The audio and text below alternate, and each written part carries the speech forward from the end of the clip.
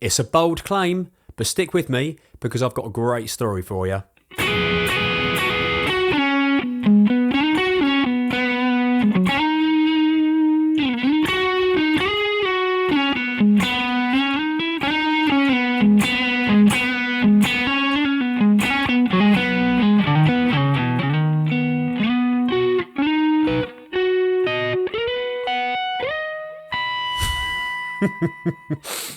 Welcome to the George's Guitar Club YouTube George's Guitar Club YouTube channel. My name's George, and in this video today I'm going to tell you what I think is a great story about a guitar solo.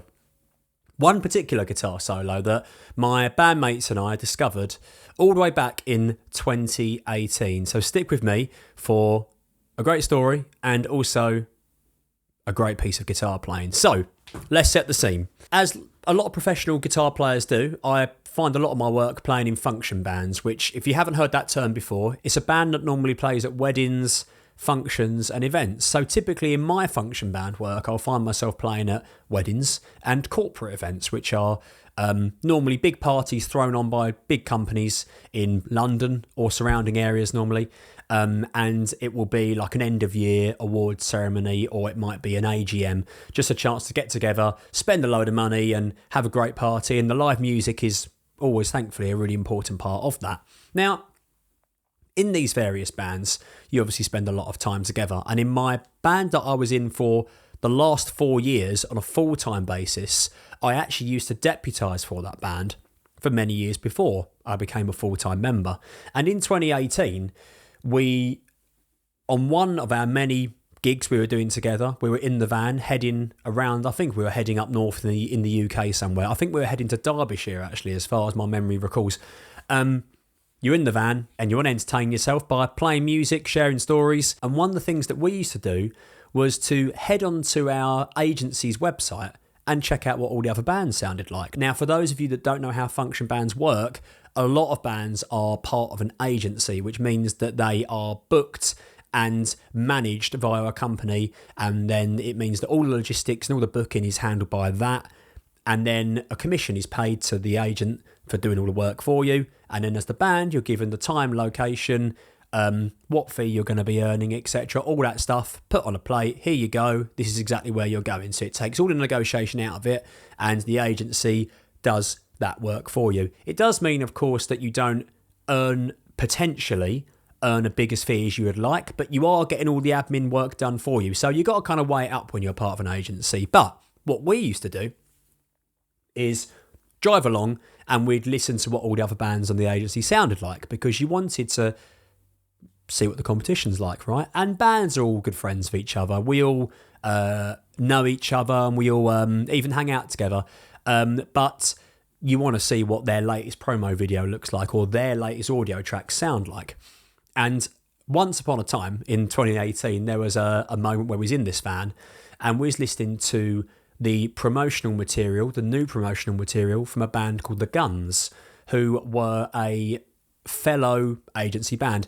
And it was known they had a really, really good guitar player, a guy called Luca Faraone. And yeah, he was known to be a really, really good guitar player. And since then, he's shot off to stardom of being a top session player. And he plays for a huge range of artists. Stormzy, Camila Cabello, a lot of big pop stars he's normally playing in the live band or in the studio for.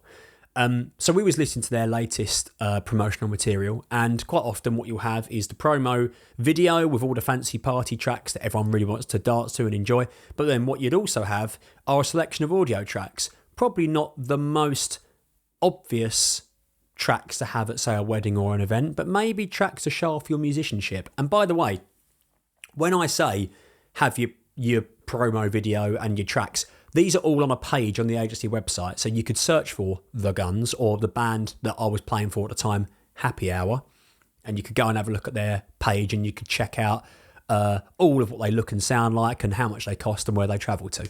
That's how a client comes in and books them. They know what they're getting. Yeah, they're going to be suitable. Click, book, speak to an agent. Ta-da, all done. So we was looking at their promotional material, and amongst the audio tracks was their cover of Purple Rain by Prince. Now, we skipped straight ahead to think, I wonder if there's a guitar solo in this from Luca. And there was. And we were just all blown away. It honestly, and I don't know, like, before anybody gets in the comments and tells me that, you know, Another Brick in the Wall or any of these all-time legendary guitar solos, Stairway to Heaven, you know, how can this be the greatest guitar solo of all time when you've got all those in front of it? You know, I'm saying this in terms of a player out in the wild, doing good honest session work at the time, doing an improvised guitar solo on this recording, okay? And the greats, we're going to take those as read, okay? We know they're great. This particular solo, for me, stacks so highly up in that because of everything that's at stake in composing a solo over so many bars in this song, as you're going to hear. So yeah, we listened to this solo and we were blown away. But we used to listen to this solo a lot in the van because we just loved it. We was like, it's like a child, put on the Purple Rain solo, and we'd listen to it. And then one day, the Guns, I think they broke up, like a lot of agency bands do, and that's fine. Musicians move on, do different things. I imagine that Luca went on to bigger and better things at that point. And the page disappeared on the internet. Couldn't find the recording. We couldn't find it. We couldn't hear it. We couldn't listen to it anywhere. There was no evidence of it, and we had no way of working out how to listen to it. I think we even asked at the agency if he got it, and I don't think they had it. So it was resigned to history as this mystery of the lost guitar solo of Luca Faraone, his band The Guns, playing Purple Rain. And we were gutted. And in conversation, we used to bring it up all the time. The greatest guitar solo ever. Anyway, fast forward to 2025. And I sent a message to the agency the other day saying, any chance you could try and find that solo? And guess what? They found it. And I was really worried because, do you know when you create an image in your mind of something so great? It's like when you're a kid and you go to Disneyland, if you're lucky enough to go, you go back as an adult. Is it going to be as good as I remember? So we had that worry. I forwarded it straight onto my bandmates. I took a quick listen on my phone and I've come straight down this studio. I literally ran down to the studio at the bottom of my garden here to film this video. This is the second time that I'm going to listen to this solo 7 years later after I heard it all those years ago, and it's been rattling around in my mind. So I know that it's in B major, and a lot of the work that he does, you're going to see around this part of the fretboard. This isn't a guitar lesson. I'm not going to be breaking this down in depth. I just want to listen to it with you guys all the way through and then go back and pick out some of my favourite moments. I feel like I remember it quite well, but I'm actually nervous to listen to it on my full speaker system because I just think it's incredible. So here goes. Luca Faraone from The Guns playing Purple Rain, the lost guitar solo, the legend of our group of friends and musicians. Here we go. I'll give you the opening chords here to give you a feel for the groove of the song, right?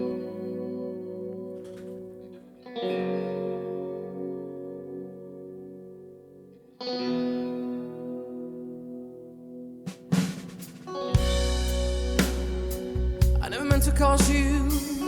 So beautifully recorded, really, really nice. Let's take you though to the solo. Purple rain, purple rain. Purple I'm actually nervous listening to it. This is live, you know, this might not be as amazing as I remember. Not doubting his ability, but I'm just worried. I'm actually really worried. Here we go. in the purple rain.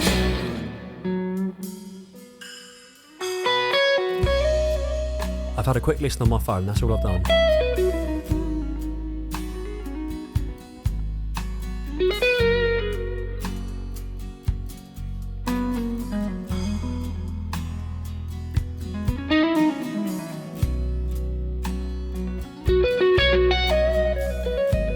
Yeah, it's really coming back to me now.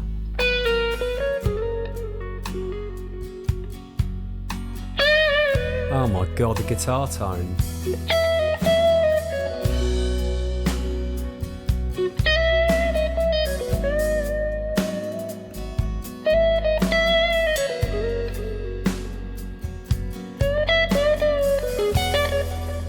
Reverb as well.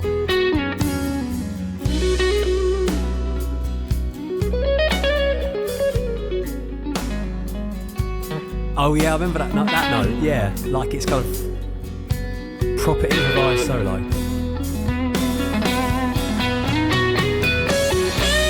Oh my god. Yeah, I remember.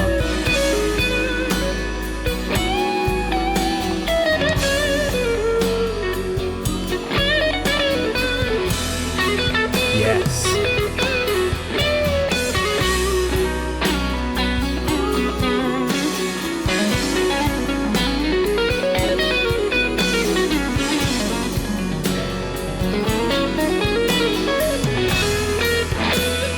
Distortion. Oh my god, yeah.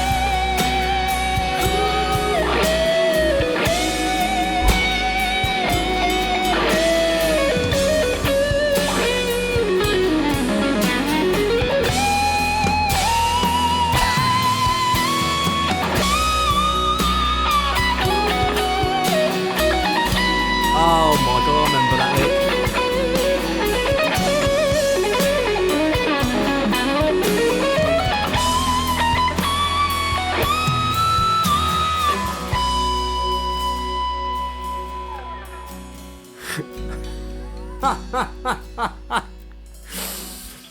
Oh my god.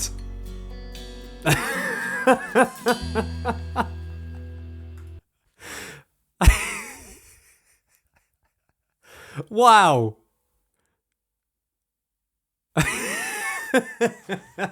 God alive. Crikey. Sorry. I don't know. I don't know what it is. Like, there's something in me that wants to... I don't know. I want to normalise it. Like, I want it... Not I don't want it to be as good as I remember, but, like, you're almost convinced that, I've just kind of... I don't know, maybe it was circumstantial with the time, or... I don't know what I'm going on about. Listen, what I'm trying to say is this. That is incredible.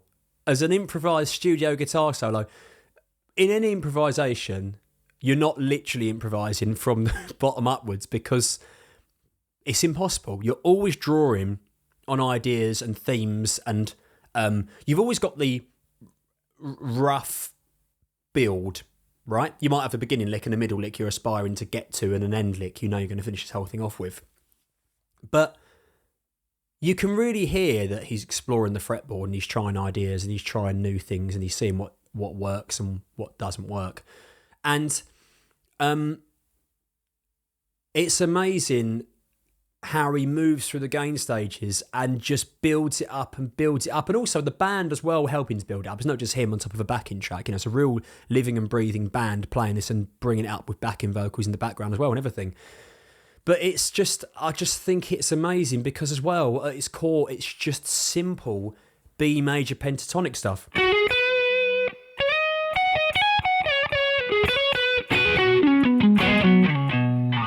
Just traversing this kind of what some people call the folding pentatonic system, I think, where you take the B major pentatonic scale, normally found like that, in the cage system shape 1, the E shape,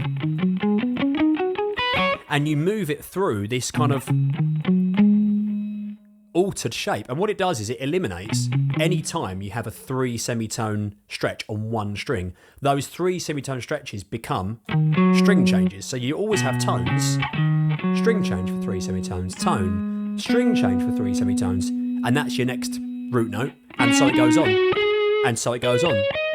So what you get is, in this case, B, C sharp, D sharp, F sharp, G sharp, same again. And what's remarkable about his playing is how he's able to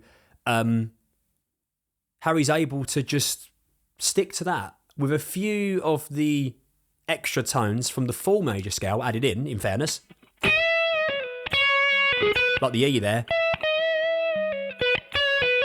I'm picking up. And also sometimes here, I think, because I heard a lot of this sort of stuff. I think it sort of went... And it sounds like a pull-off. So he's sometimes rearranging that. Oh no, sorry, it's not an E. It's a D sharp. He's just rearranging it to there. But a lot of those notes... Oh, there's the E, yeah. They're all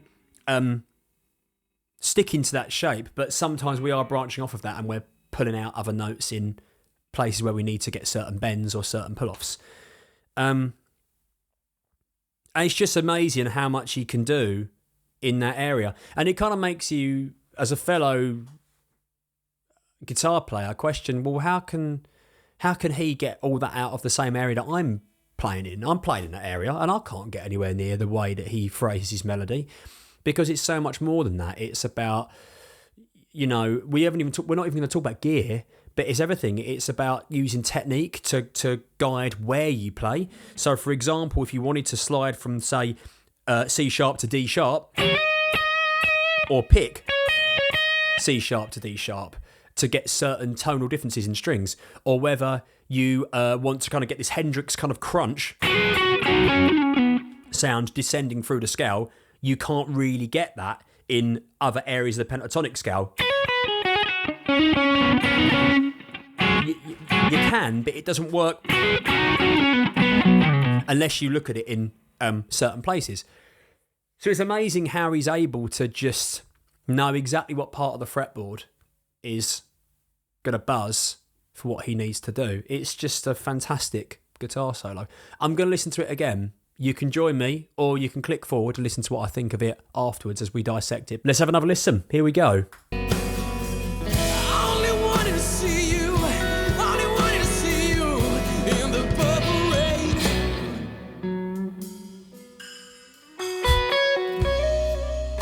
Great splashes from the drummer there as well.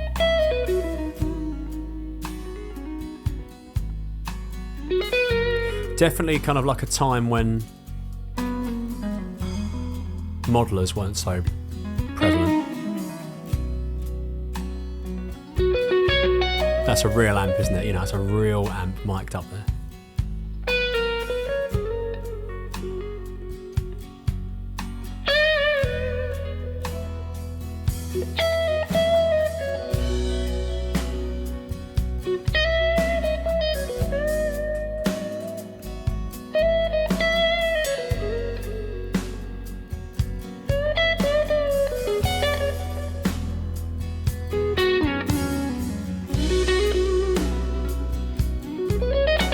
Time for a mazy run.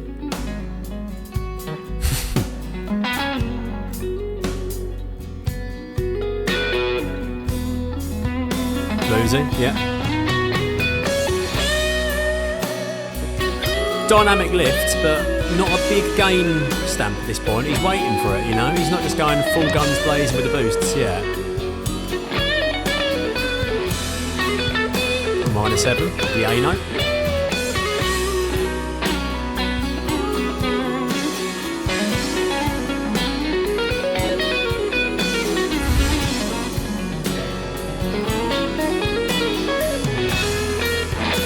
Distortion.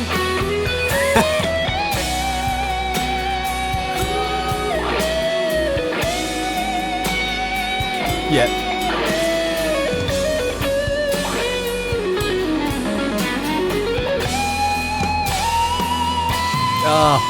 I think this is the lick that I like.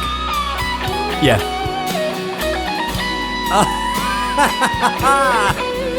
And this is a blues bit.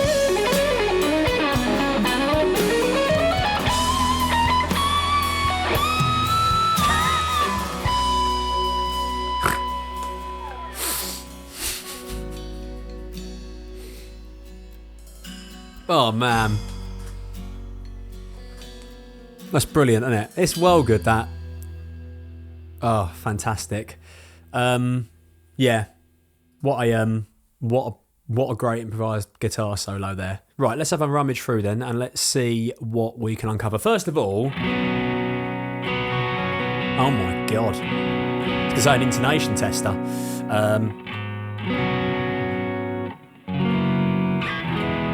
I need to get my intonation sorted on this guitar, but basically, yes, it's a B sus 2.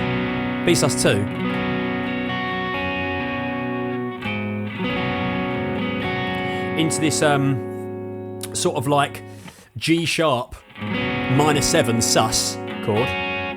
F sharp at 11. E. So it's a beautifully arranged chord sequence there. The original's in B flat. So I put it up a semitone, and that's kind of enabling a lot more of this kind of guitar open string thing, particularly here. But as I said earlier,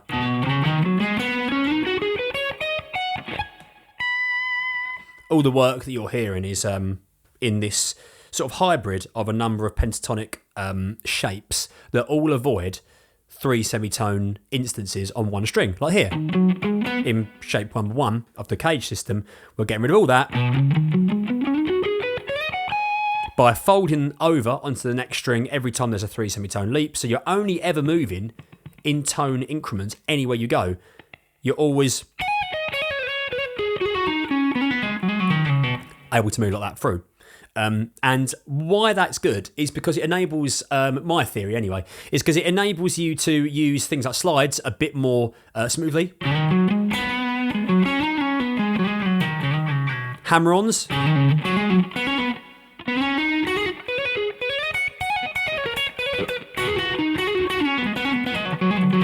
And pull-offs. Obviously I'm just doing some silly fast riffing there, but a lot of this kind of Hendrixy sort of stuff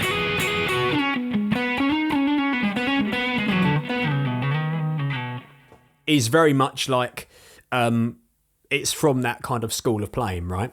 Let's have a listen. Let's see what's going on. Let's see what we can pick out in here, right?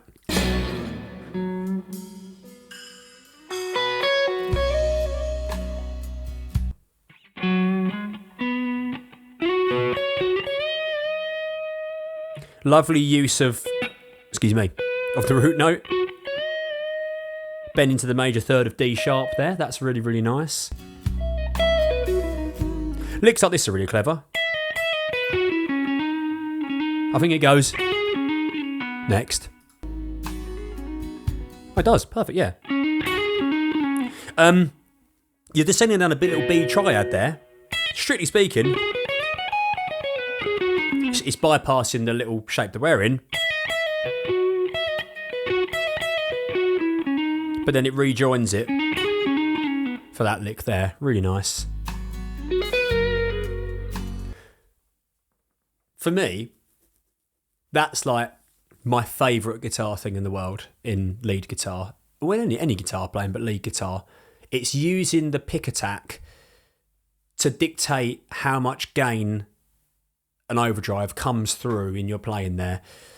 That explodes into life, that lick. Because what he's done, full disclosure, I'm playing through a quite hastily put together quad cortex patch here using a John Mayer 2-rock capture that I found and an exotic BB preamp pedal, and I've put like an OCD clone in front of that. So this is probably not as dynamic and as flown as I want it to be.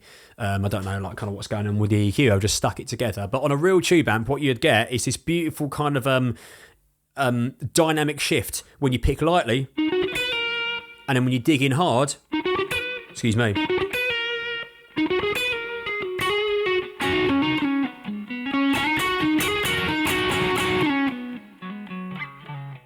see how you can kind of alter the amount of distortion?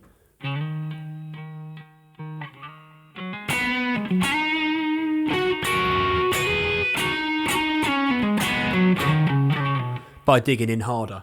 If you've got your pedals set on the edge of breakup, like I've tried to do very quickly here, and I'm sure that he's done on his setup. So when you listen to that lick again there, it's like just beautifully crunchy as it gets to the ba-na-na-na lick there, right? Just there, fantastic. And it happens again here. Yeah.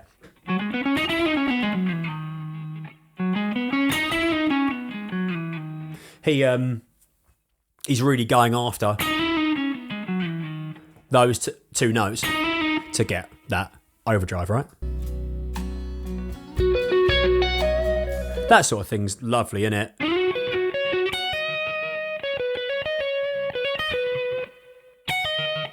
You know, we're not reinventing the wheel here. This is just pentatonic work. And when I say that, that sounds like a backhanded compliment. This is what it's for. It's all for, you know, there's a lot of noise around, oh, you need to kind of avoid playing the pentatonic shapes, right? And I get it. But do we? No, not really. Depends what your application is. If you're playing a bluesy, solely guitar solo, then you definitely don't need to. If you're trying to play a lot of like jazzy stuff over some changes, then you probably need to have a think about that pentatonic avoidance kind of thing. But all this stuff is great. And I say that, and then I go and put that note in there. But you know what my point is, right?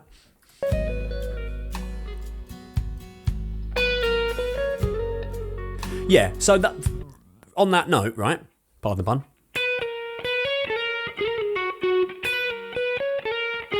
That's it. There we go. He is then putting this A sharp in there because that A sharp is part of the F sharp major chord. So he's drawing attention to that change.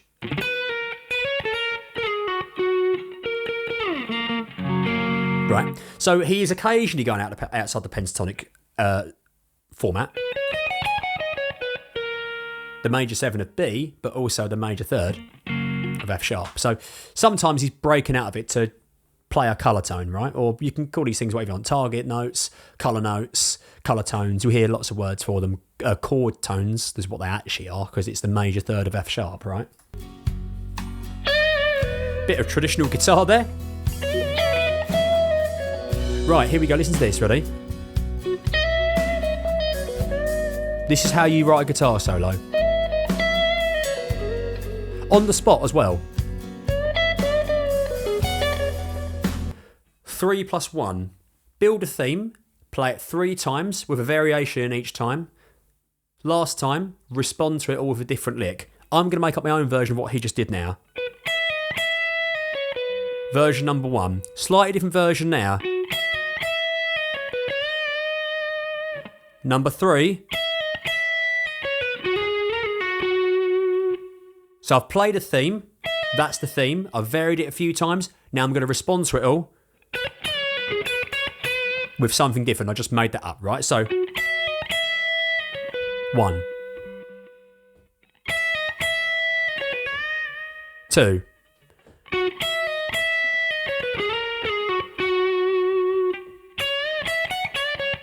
and then there's your response to all of it, right? A really quick and easy way to build a great guitar solo run. Outline 3 variations of a theme, respond to it with a closing lick, right? It's like a call and response situation.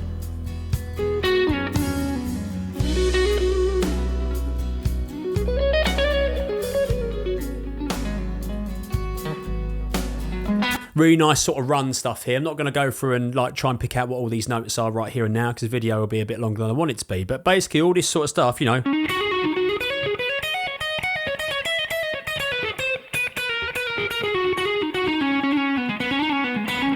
You're just journeying through the scale there.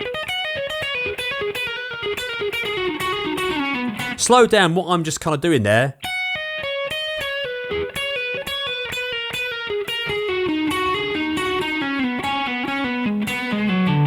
I'm just moving through in interesting, hopefully interesting anyway.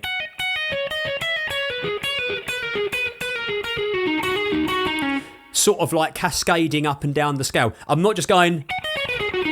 Because then it's over and done with, isn't it? If you just go from the scale, done, 1 note at a time.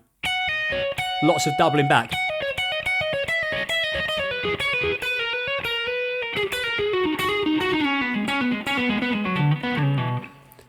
There's a lot of that kind of like, you're not just going down the staircase, you're kind of going down the stairs as if they went up and down, if you know what I mean.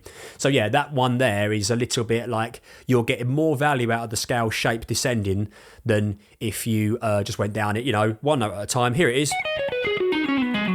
A lot of students come to me and say they feel like they're stuck in scale shapes. They'll kind of go up a scale and now go down a scale. This is how you can avoid that. You can kind of create runs where you move down like cascading down like this, kind of level out, maybe go back up again and then come down and go down and go down. Watch players like Slash, for example. He's really, really good at that sort of thing.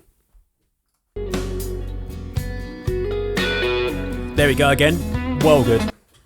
That Hendrixy sort of thing, the distortion, getting that sound to crunch up by hitting it harder.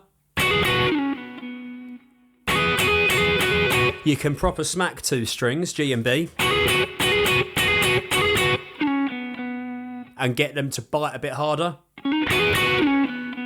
And then back off for the slide to create dynamism. Really cool. Oh, there's a little blues lick there, isn't there? Let's have a listen to that.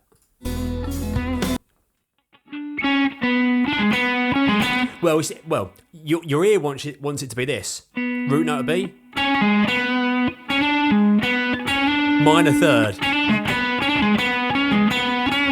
He maybe just plays the major second. Maybe just gives it a little shove bend. It's definitely not. That's what I kind of thought it was every time I listened to it.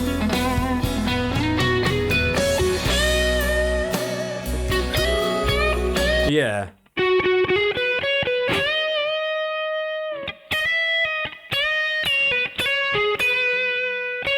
Da-da-na.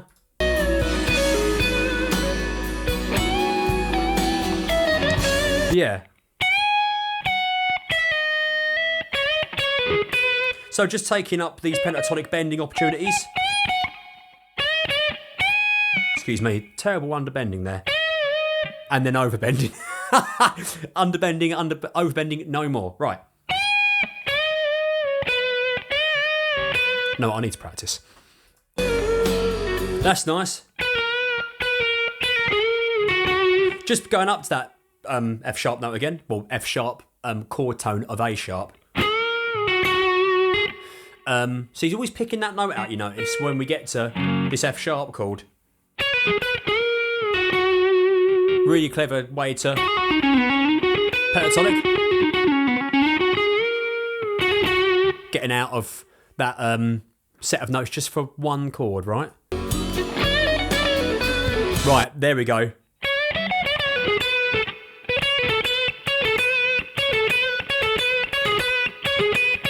I think that minor 7 starts to get involved, right? Yeah. Should be in the pentatonic. G sharp. A. Because that is your minor 7, i.e. the dominant 7 chord. And it just gives you that edgy bluesiness when you get the dominant harmony involved, right?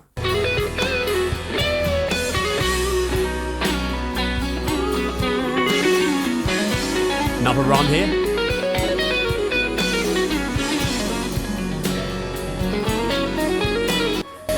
Same thing as we were talking about earlier, just kind of moving through the scale, cascading up and down. There's a couple of clever little tricks in there, hidden in there. I think I can hear stuff like this.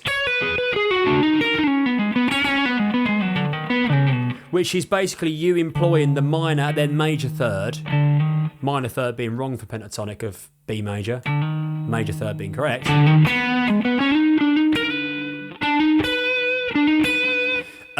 To kind of get this southern rock kind of sound, right?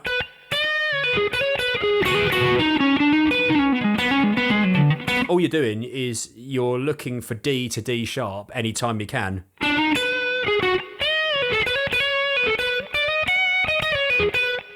There. Right? Really cool.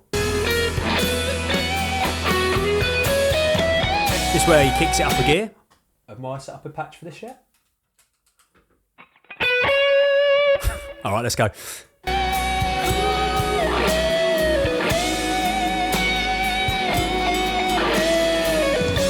Yeah, so this is quite nice. F sharp.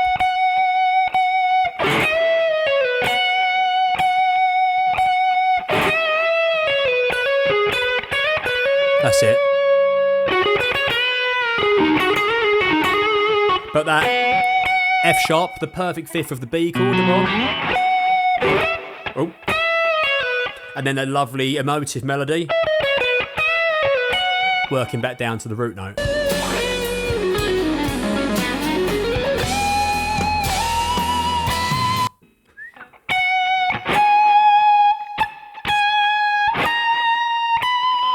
Now we've left that part of the scale now.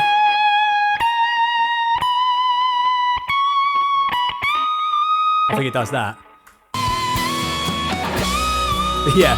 And this is like you in like the well, strictly speaking, it's you in position 5 of the B major scale. You're including some more major scale notes now. Pentatonic, you do that to that, but you are now doing that note. Good God. My string action is so low on this guitar. This guitar needs big setup. So excuse me. Literally can't even bend up there. It's like completely flat to the frets. Anyway, that's not your problem. That's mine. He's bending up that C sharp note there to a D sharp, right? Yep. And there's a lick I love here.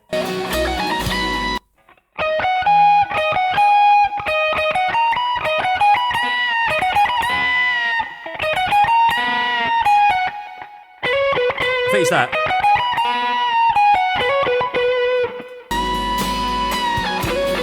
Yeah. There's that lick again. Ooh. He goes down there. And then we proper, like, almost like Journey, Don't Stop Believing. There's a run here.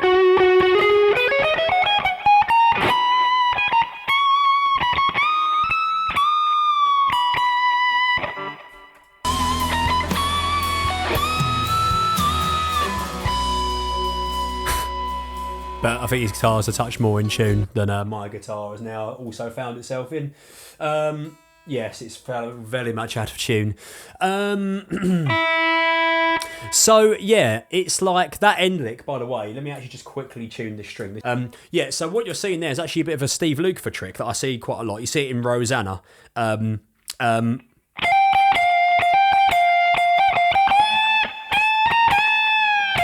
What you do is, if you're, say, playing, I'm going to put it into like a lower down area of the fretboard to make it a bit easy to see. Play it on here, right? If you've got a root note of, say, 12, the B note, you take the C sharp, and you bend to D sharp, the major third. But what's quite nice when you fret these notes, one on from D sharp is your E, which is the perfect fourth, right? But wouldn't it be cool if we could somehow get that? Well, if you actually fret at the top of the bend, you can get it. In country,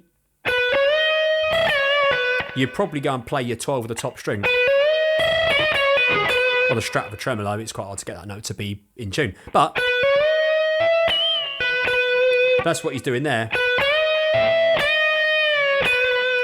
But he runs up to it.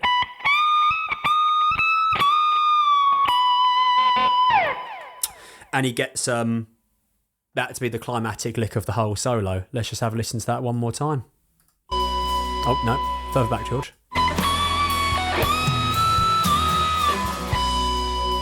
And do you know what? Like, all that stake in a recording session to nail that last note, that B note, it's just, that is the sign of a master at work. Brilliant solo. I love it. I absolutely love it. I'm so glad that I've managed to reconnect to it.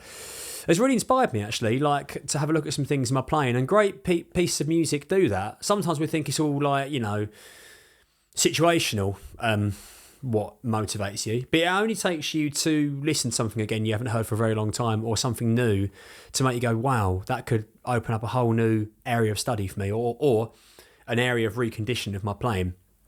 And what I've taken away from that really is I want to see if I can jam now over a track similar to this, and I can get the pentatonic scale, take it more on face value, and just see if I can get some of those chord tones.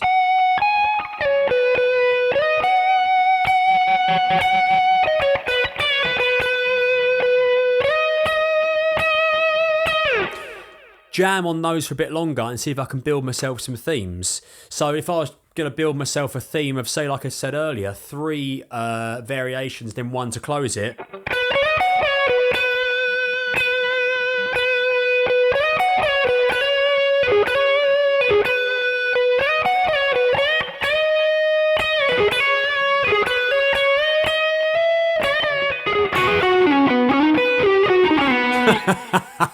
Before cocking it up at the end. But you see what my point is there? It's about trying to have more patience with the individual notes you play to begin to build up a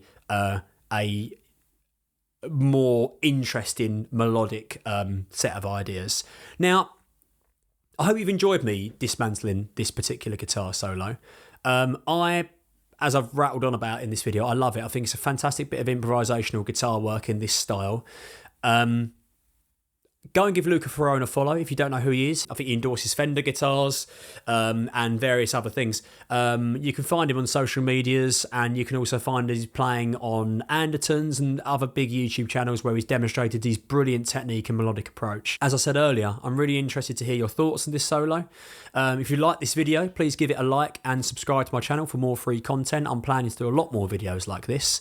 And I'd love to hear your suggestions for anything that I should be checking out and breaking apart and having a look at, and dismantling the structure from a theory, technical and stylistic point of view. So give us some suggestions if you fancy, but thank you very much for watching this video. I hope you've enjoyed it, and I'll see you in the next one. Cheers!